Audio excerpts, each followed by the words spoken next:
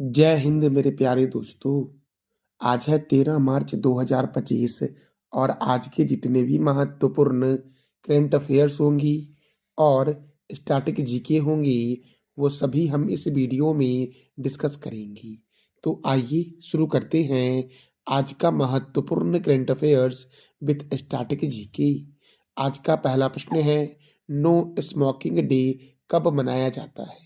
तो 12 मार्च को मनाया जाता है नो स्मोकिंग डे।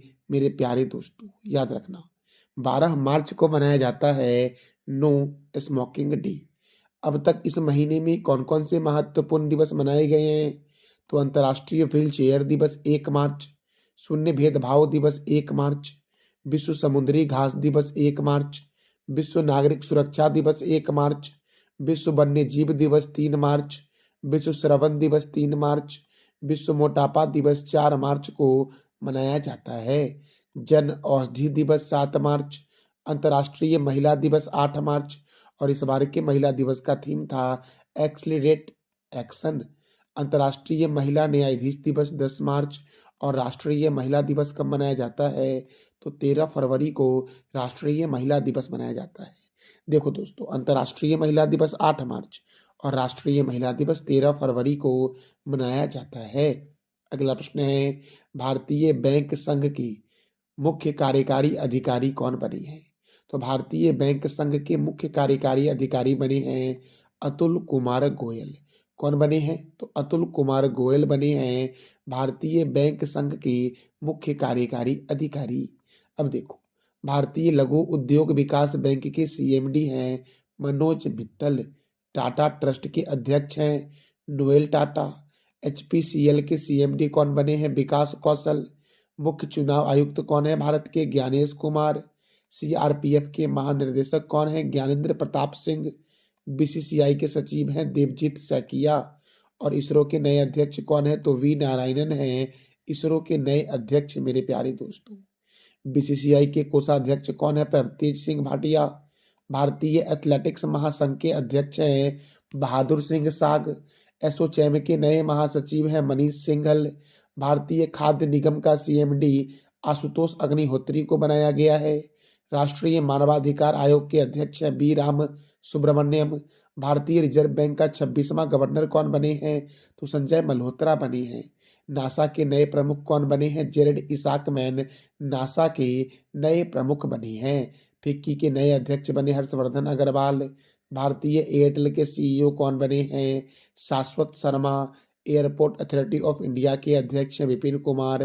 कर्मचारी चयन आयोग के अध्यक्ष हैं एस गोपालकृष्णन। एक्सिस बैंक के नए एमडी एंड सीईओ कौन है? अमिताभ चौधरी। भारतीय तटरक्षक बल का अध्यक्ष किसे बनाया गया है? तो एस परमेश को बनाया गया है। संयुक्त राष्ट्र में भारत का नया राजदूत कौन बने हैं? P Harris. आईसीसी के नए अध्यक्ष कौन है? Jay Shah. Professional golf tour of India के अध्यक्ष हैं कपिल देव। सीमा सुरक्षा बल के प्रभारी महानिर्देशक हैं दलजीत सिंह चौधरी। यूपीएससी के नए अध्यक्ष हैं प्रीति सूदन। एसबीआई के कौन है? चल्ला श्रीनिवासल्लू सेट्टी। यूरोपीय परिषद के नए अध्यक्ष हैं एंटोनियो कोस्टा। मेरे प्यारे दोस्तों, नाटो के नए महासचिव मार्क रूट हैं। भारतीय दूरसंचार विनियामक प्राधिकरण के अध्यक्ष हैं अतुल कुमार चौधरी। प्रेस सूचना ब्यूरो के अध्यक्ष हैं धीरेन्द्र ओझा। बीएसएनएल के अध्यक्ष और प्रबंधक निर्देशक कौन है? Robert Gerard Ravi. PNB MetLife के नए सीईओ कौन हैं? तो समीर बंसल हैं। मेरे प्यारे दोस्तों, कोंकण रेलवे कॉरपोरेशन के सीएमडी हैं संतोष कुमार झा। असम राइफल के नए महानिर्देशक कौन हैं? विकास लखेरा। सशस्त्र सीमा बल के अध्यक्ष हैं अमित मोहन प्रसाद। एशियाई क्रिकेट परिषद के अध्यक्ष हैं सम्मी सिल्वा। प्रेस इंफॉर्मेशन ब्यूरो के नए प्रमुख कौन हैं? शेफाली सरन हैं। राष्ट्रीय जांच एजेंसी के महानिर्देशक कौन हैं? सदानंद बसंत दांती। दोस्तों, राष्ट्रीय आपदा प्रतिक्रिया बल के अध्यक्ष कौन हैं? पीयूष आनंद हैं। पुलिस अनुसंधान और विकास ब्यूरो के अध्यक्ष कौन हैं? राजीव कुमार। सीबीएसई के नए अध्यक्ष कौन है? Rahul Singh. International court of justice के नए अध्यक्ष कौन हैं? नवाब सलाम। बीएसएफ की पहली महिला स्नाइपर कौन है?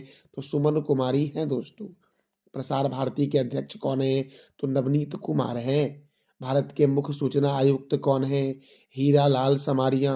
आईटीबीपी के महानिर्देशक हैं राहुल सरगोत्रा और भारत के पहले एआई समर्पित संस्थान यूनिवर्सल एआई यूनिवर्सिटी के कुलपति हैं साइमन मैक।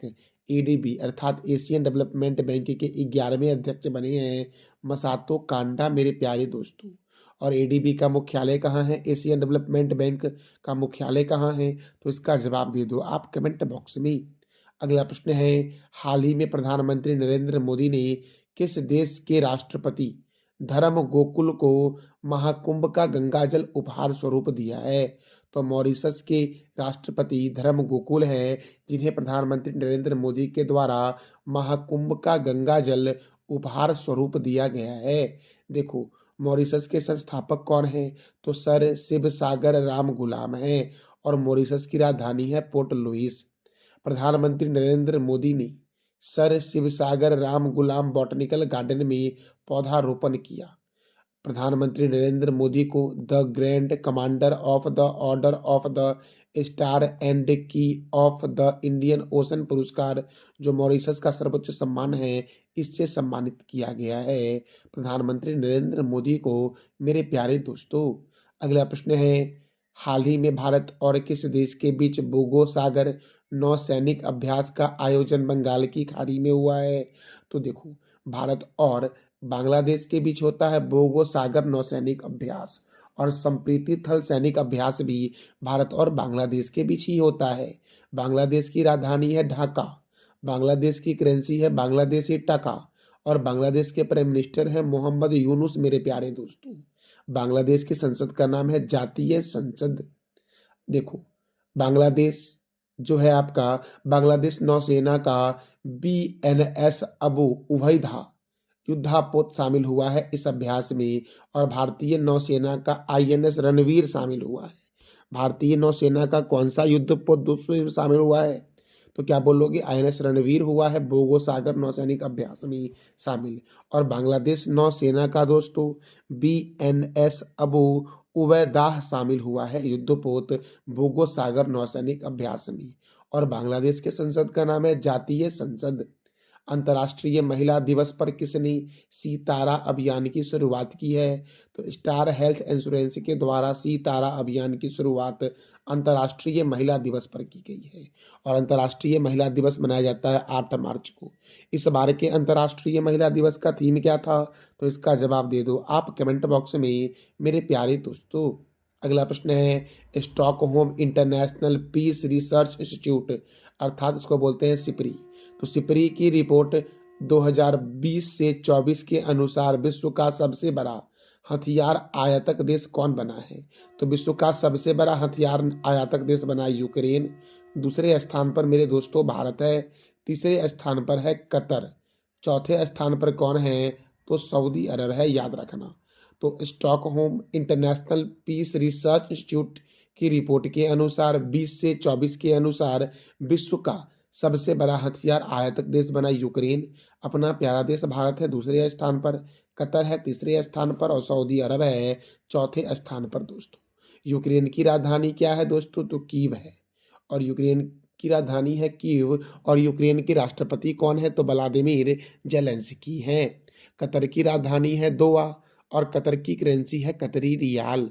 सऊदी अरब की राजधानी क्या है, तो रियाल और सऊदी अरब की करेंसी क्या है, तो रियाल है। अब हथियार आयातक में तो प्रथम स्थान पर यूक्रेन है, लेकिन हथियार निर्यातक में प्रथम स्थान पर कौन है, अमेरिका। दूसरे स्थान पर कौन है, फ्रांस। तीसरे स्थान पर कौन है, रूस। और चौथे स्थान पर कौन है मेरे प्यारे दोस्तों, तो चाइना है। अगला प्रश्न है, गरिया पूजा त्योहार किस राज्य में मनाया गया है? गरिया पूजा त्योहार मनाया गया है पश्चिम बंगाल में मेरे प्यारे दोस्तों। गंगा सागर मेला का आयोजन भी पश्चिम बंगाल में ही होता है। पश्चिम बंगाल की राजधानी है कोलकाता। पश्चिम बंगाल के गवर्नर है सीवी आनंद बोस। पश्चिम बंगाल के मुख्यमंत्री हैं ममता बनर्जी। यहाँ पर राज्यसभा 16 है और लोकसभा 42 है। आप बता दो कमेंट बॉक्स में कि राज्यसभा का वर्णन भारतीय संविधान के किस अनुच्छेद में है और लोकसभा का वर्णन भारतीय संविधान के किस अनुच्छेद में है, तो इस दोनों प्रश्नों का जवाब दे दो आप कमेंट बॉक्स में। मेरे प्यारे दोस्तों, आपको पता है कि बिहार पुलिस की अभी हाल ही में नोटिफिकेशन जारी की गई है, जिसमें लगभग में 19,000 से अधिक भर्तियां आई हैं। इसके बारे में मैं पूरी जानकारी आपको बताया हूँ। आज बताऊंगा दोस्तों आज करीबन 11 बजे। तो आप लोग अवश्य उसको देख लेना, जिससे आप सटीक तरीके से अच्छे से फॉर्म भर सको और अच्छे से तैयारी कर सको। अब देखो, बुक्सा राष्ट्रीय उद्यान पश्चिम बंगाल में है, नोरा घाटी राष्ट्रीय उद्यान, सिंगलीला राष्ट्रीय उद्यान, सुंदरबन राष्ट्रीय उद्यान कहाँ है? तो पश्चिम बंगाल में है। लोथियन द्वीप वन्य जीव अभ्यारण्य पश्चिम बंगाल में है। हिमालय की रानी के उपनाम से जानते हैं दार्जिलिंग को। मयूराक्षी परियोजना मयूराक्षी नदी पर पश्चिम बंगाल में है। फरक्का परियोजना गंगा और भागीरथी नदी पर है। दुर्गा बैराज परियोजना दामोदर नदी पर है और ये पश्चिम बंगाल और झारखंड में फैला हुआ है। ईडन गार्डन स्टेडियम कोलकाता में है। युवा भारतीय स्टेडियम या सॉल्ट लेक स्टेडियम कहाँ है? तो कोलकाता में है मेरे प्यारे दोस्तों। नेताजी स्टेडियम कोलकाता में है। डायमंड हार्बर महलों का शहर और भारत का टॉलीवुड कहाँ है? कोलकाता में। नेताजी सुभाष चंद्र बोस अंतर्राष्ट्रीय हवाई अड्डा कोलकाता। भारतीय रासायनिक जैविक संस्थान का मुख्यालय कोलकाता में है। भारतीय पुरातत्व सर्वेक्षण विभाग का हेडक्वार्टर कोलकाता में है। केंद्रीय जूट प्रौद्योगिकी अनुसंधान संस्थान कोलकाता में है। केंद्रीय यांत्रिक इंजीनियरिंग अनुसंधान संस्थान दुर्गापुर में है मेरे प्यारे दोस्तों। अगला प्रश्न दोस्तों है, जयदया स्वामी महोत्सव किस राज्य में मनाया गया है? जयदया स्वामी महोत्सव मनाया गया है तमिलनाडु में मेरे प्यारे दोस्तों। इसका राइट आंसर हो जाएगा ए। अब ये जयदया स्वामी महोत्सव जो मनाया जाता है वो नीलगिरी के बडगा समुदाय द्वारा मनाया जाता है। अब तमिलनाडु में मनाया जाता है तो तमिलनाडु की राजधानी है चेन्नई, और चेन्नई को बोलते हैं सुपर प्रसारित नगर के नाम से जानते हैं। तमिलनाडु के गवर्नर है आर.एन. रवि। तमिलनाडु के मुख्यमंत्री हैं एम.के. स्टालिन। तमिलनाडु में राज्यसभा 18 है, लोकसभा 39 है। मेटूर बांध कावेरी नदी पर है और पिल्लूर बांध भवानी नदी पर है तमिलनाडु में मेरे प्यारे दोस्तों। अन्ना अंतर्राष्ट्रीय हवाई अड्डा चेन्नई में है। केंद्रीय चमड़ा अनुसंधान संस्थान चेन्नई में है। राष्ट्रीय गन्ना प्रजनन केंद्र कोयम्बटूर में है। दक्षिण रेलवे का मुख्यालय कहाँ है मेरे प्यारे दोस्तों? तो चेन्नई में है। और दक्षिण भारत का मानचेस्टर जो है ये कोयम्बटूर को कहते हैं। उत्तर भारत का मानचेस्टर किसे कहते हैं?